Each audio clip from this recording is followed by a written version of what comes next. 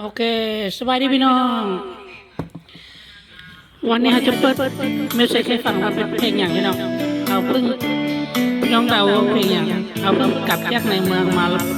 ไปซื้ออาหารที่ร้านอาหารเวียดนามพี่น้องคือเรื่องเพลงอย่างเขาก็เลยไปเห็น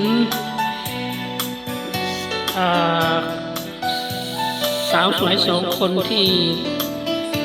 ตลาดพี่น้องคิดว่าเพลงอย่างนี้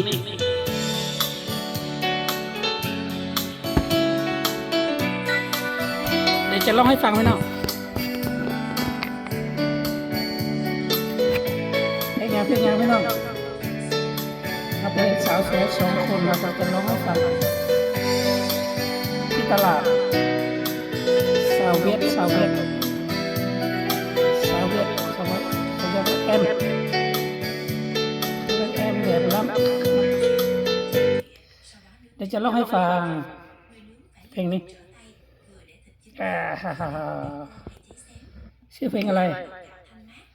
ชื่อเพลงว่าจะหักไผดีจะหักไผดีจะร้องให้ฟังตลกนะ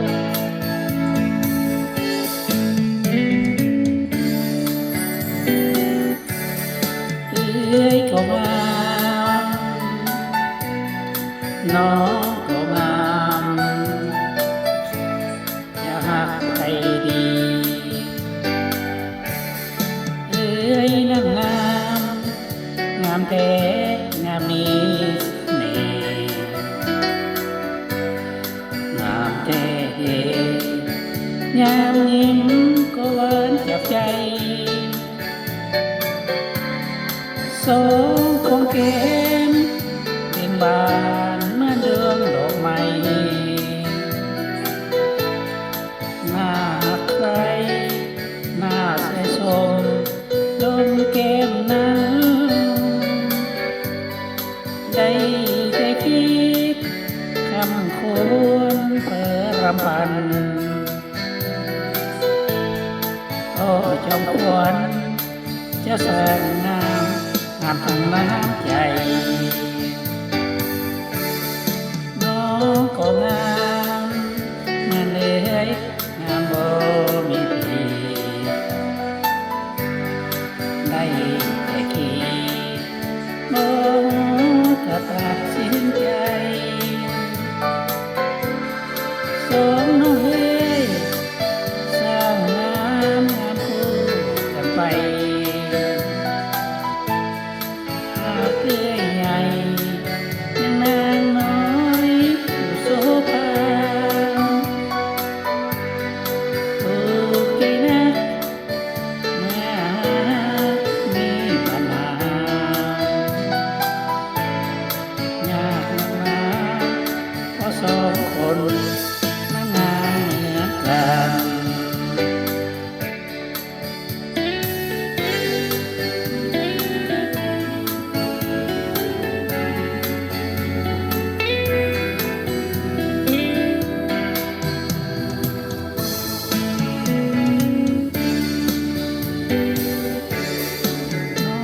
ก็งามมันเลื้อยงามบ่มีพี่ได้แต่คิดบ่จะตัดสินใจสองน้องเอ้ยสร้างงามคู่กันไปหากเอื้อยใหญ่ยังนางน้อยโสภาถูกใจนักเมื่อมีปัญหายากนักหนาเพราะสองคนทำงานเหมือนกันเอ้ยก็งามน้องก็งามไปดี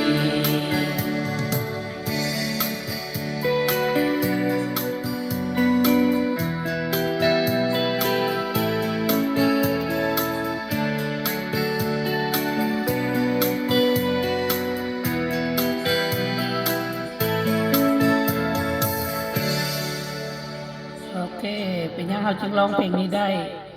เพราะแฟนเราเว่าภาษาลาวบ่ได้ไปเนาะเขาเว่าภาษาจีน แล้วก็เวียดจีนเวียดเขาจึงร้องได้ไปเนาะ